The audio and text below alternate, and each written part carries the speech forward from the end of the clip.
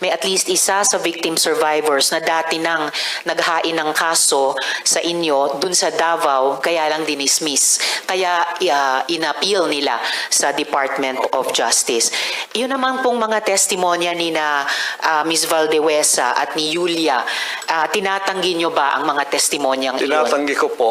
Wala pong mga katotohanan yung kanilang mga sinasabi, kundi sa aking paningin ay kabaligtaran. Ngunit hinahamon ko po silang mag-file ng kaso sapagkat ito'y mga kriminal na mga allegations.